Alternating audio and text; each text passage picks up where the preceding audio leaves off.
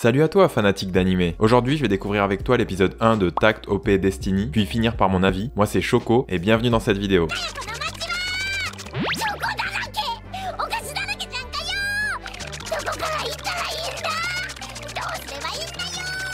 Takt OP Destiny est né d'une collaboration entre Bandai Namco et DeNA. L'animé, en plus de nous divertir, j'espère, a pour but de promouvoir un jeu mobile, mais pour le coup là on s'en fout parce qu'on va seulement s'intéresser à l'animé. En charge de l'animation, il y a aussi une collaboration entre le studio MAPPA et le studio Madhouse, donc pas n'importe qui, ça promet. Et justement on va pouvoir commencer l'épisode. Une voix off nous explique que dans un passé pas si lointain, lors d'une pluie d'étoiles filantes, une météorite s'est écrasée. Elle possédait un pouvoir mystérieux et des personnes du monde entier se sont mises à l'étudier pour percer son secret, mais de nombreuses années plus tard, pendant une nouvelle pluie d'étoiles filantes, une météorite d'une couleur aussi foncée que les ténèbres s'écrasa à son tour et libéra un grand nombre de monstres qui décimèrent humains, animaux, arbres, fleurs et tout ce qui se trouvait sur leur passage. Eh ben, ils ont pas le temps eux. Pas le temps de niaiser. Puis la voix finit par nous expliquer qu'alors que tout semblait perdu, ces trucs sont apparus pour défendre la planète. On sait pas trop ce que c'est.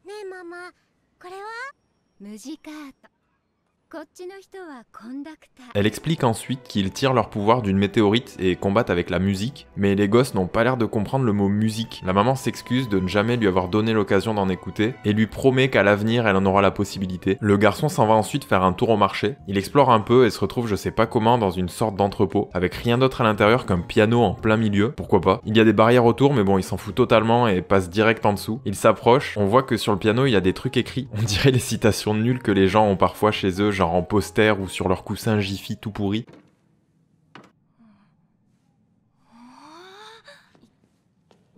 Par contre, c'est interdit de jouer de la musique, fais gaffe. Donc lui, il est carrément sorti de nulle part. Il prend place devant le piano en disant au gosse qu'il attend toujours le jour où la musique renaîtra. Mais il comprend pas. Il lui demande qu'est-ce que c'est la musique.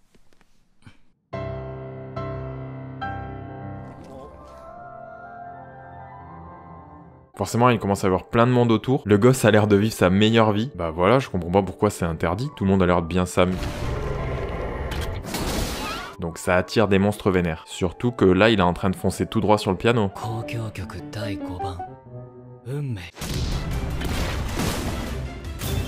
Il vient de s'éclater le bras là quand même. Pourquoi pas ?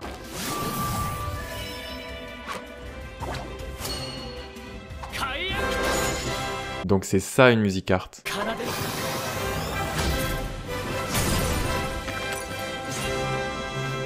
Wow, c'était bien stylé en vrai. La maman peut retrouver son petit Jimmy, sain et sauf. La baguette du mec redevient son bras, donc ça va, c'était pas un truc qu'il peut faire qu'une seule fois. Par contre, il est sur le toit, je sais pas comment il s'est retrouvé là. Vu qu'il se laisse tomber, on a compris qu'il savait voler, donc c'est logique. Ouais, il s'est donc pas volé. La blonde qui s'est battue se ramène et pendant qu'il a l'air au bout de sa vie, sans aucune compassion, elle lui dit qu'il va devoir y mettre du sien. S'il s'effondre après avoir vaincu un simple D2, D2, enfin tu dis comme tu veux, moi je vais dire D2 sinon je vais trop galérer. Il ne tiendra pas jusqu'à New York, ok. Et elle l'appelle... Je trouve ça trop stylé comment elle le dit. Le gars lui dit que si elle continue de sortir le grand jeu pour un rien, elle finira par causer sa perte, mais elle s'en fout et lui dit qu'il faut donner le meilleur de soi en toutes circonstances, et il lui fait remarquer que c'est surtout parce qu'elle ne sait pas contrôler son pouvoir.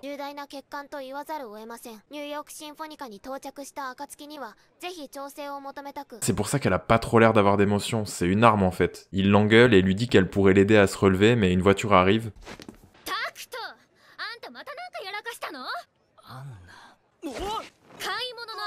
Comme elle vient de le soulever. La rousse, donc Anna, continue de leur faire comprendre qu'il lui casse les couilles. Elle s'en fout de savoir à qui la faute.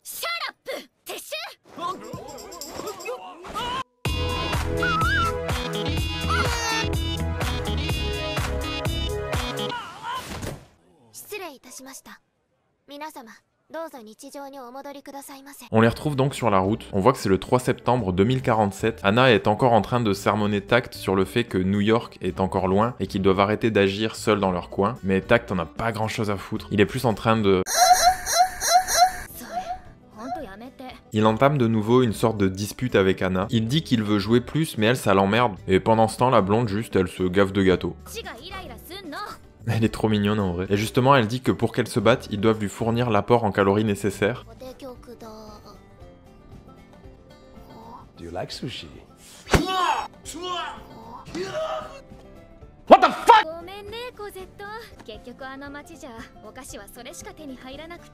Ah ouais, c'est pas pour rigoler quand elle disait qu'il lui fallait des calories. Tact dit à Anna qu'elle la gâte trop, mais elle répond que c'est son unique petite sœur. Donc je sais pas trop si on doit comprendre que c'est littéralement sa sœur, ou si c'est plus genre une sœur de cœur. On verra bien. On apprend aussi qu'elle a une autre sœur, Charlotte, qui est elle plus âgée.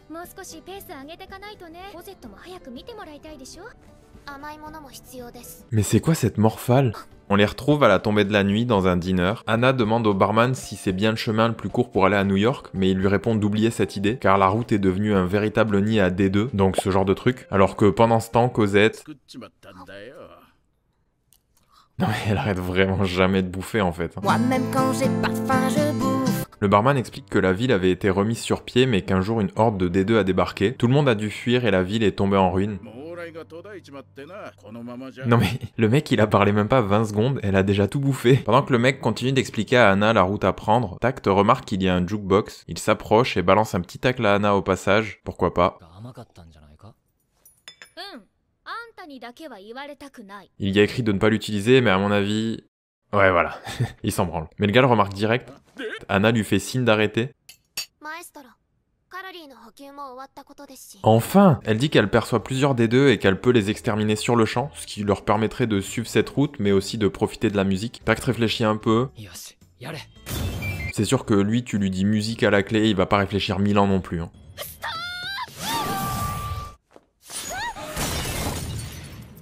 Ah ouais, carrément à travers le mur. C'est pas comme s'il y avait une porte juste à côté. Anna est dans un état entre l'inquiétude et l'énervement. Elle dit à Tact qu'il aurait pu la retenir, mais lui, comme on s'en doute. Voilà. Tact la regarde partir, puis ferme les yeux. Il voit une espèce d'image brouillée, je suppose que c'est à travers les yeux de Cosette ou un truc du style. Il dit qu'il y a trop de bruits parasites et se demande s'ils sont nombreux. Non, apparemment c'est autre chose. Ok, qu'est-ce qui se passe? Elle a quand même pas pris une branlée, l'autre.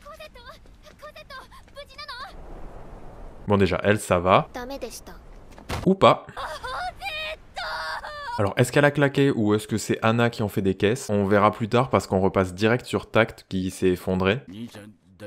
Ah bah oui, là il a l'air clairement Daijobu. La scène se termine et on voit que c'est une nouvelle journée. Je sais pas si c'est le lendemain ou bien plus longtemps après, mais quoi qu'il en soit, ils ont à peu près réparé le mur. On retrouve Anna qui dit vouloir mettre les choses au point et demande quel est leur objectif. Évidemment. Mais du coup, Cosette elle est dead ou... Ah mais elle a l'air en pleine forme. Donc Anna qui...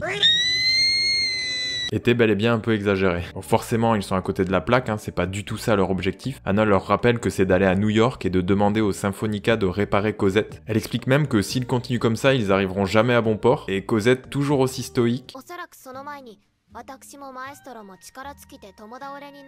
Elle, de toute manière, tant qu'elle peut bouffer, tout va bien. J'aime trop la réaction d'Anna. Elle en peut plus, entre un qui pense qu'à la musique et l'autre qui pense qu'à bouffer H24, la pauvre. Justement, elle pleure carrément et elle lui dit que si elle en a conscience, pourquoi est-ce qu'elle ne l'écoute pas? On continue de l'entendre pleurer, mais... ça a pas trop l'air de les atteindre. Tact va quand même dire à Cosette de faire quelque chose, mais elle lui répond avec encore une fois aucune émotion, juste les yeux fixés sur sa bouffe que c'est de sa faute car il n'en fait qu'à sa tête, et les deux continuent de parler en oubliant complètement Anna, qui est encore en train de chialer en fond. Mais qu'est-ce qu'elle dit? Elle fait plus aucun effort en fait, elle. Hein. Tout ça pour seulement dire ça en plus, et elle du coup finalement personne n'est venu la consoler. Hein. Cosette raconte ce qu'il s'est passé quand elle est partie à l'attaque. On voit ça dessiné dans un style un peu cartoon. Elle explique que les D2 l'ont attaqué en grand nombre. Elle les a éliminés les uns après les autres mais ne semblait pas en voir le bout. Donc elle a décidé de tous les abattre d'un coup. Mais elle a entendu une détonation puis une créature géante l'a lâchement attaquée dans l'ombre. Elle explique ensuite qu'à cause d'un manque d'apport en calories, elle n'est pas parvenue à faire sortir la bête de sa cachette. Oui, c'est clairement à cause d'un manque de calories, je pense. À mon avis, c'est quand même plus ça le problème. Il lui répond que c'est elle qui est partie en trombe parce qu'elle était sûre de gagner, mais qu'elle s'est surestimée. Voilà, vas-y Anna, dis-leur. Y a vraiment rien à faire, hein. Il pense qu'à la musique. Mais bon, au moins, il réalise qu'en plus ils seront coincés ici, donc en soi, son but rejoint celui d'Anna. Ils en viennent donc à la conclusion qu'il faut pousser cette créature hors de sa cachette. ドカンと一発。 Oui, Cosette, c'est très bien. Anna demande donc à Tact s'il a un plan. Oh là là, je me demande bien ce qu'il peut avoir comme plan. Petit A, jouer de la musique ou petit B, jouer de la musique?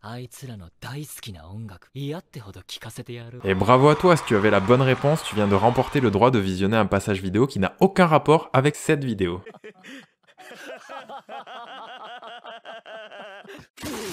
On retrouve les habitants de la ville où Tact et Cosette ont vaincu le D2. Ils sont heureux que leur ville soit hors de danger et vont donc pouvoir découvrir la musique. Le gosse va enfin pouvoir essayer le piano.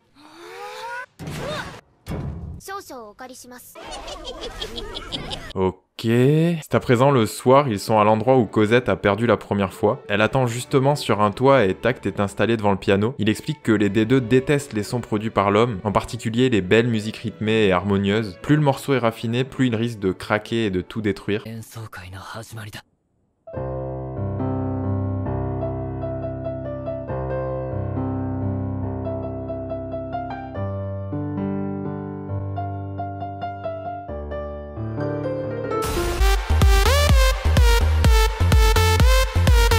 Tact remarque que la bête porte une pierre noire et il en déduit que c'est donc ça qui attire les D2 ici, et c'est pourquoi il restait caché. Le monstre repasse à l'attaque.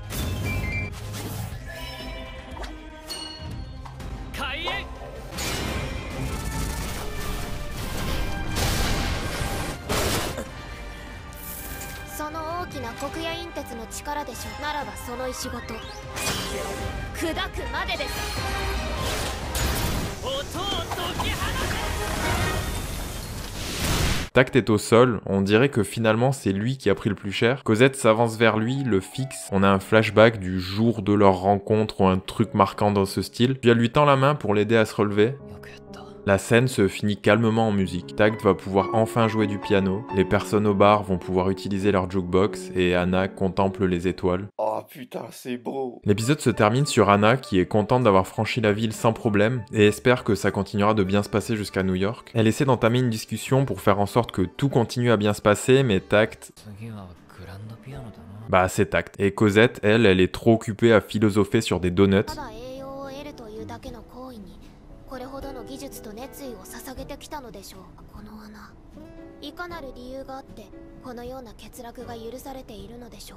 Que ça? Là en 2 minutes c'est plié pour Cosette. Hein.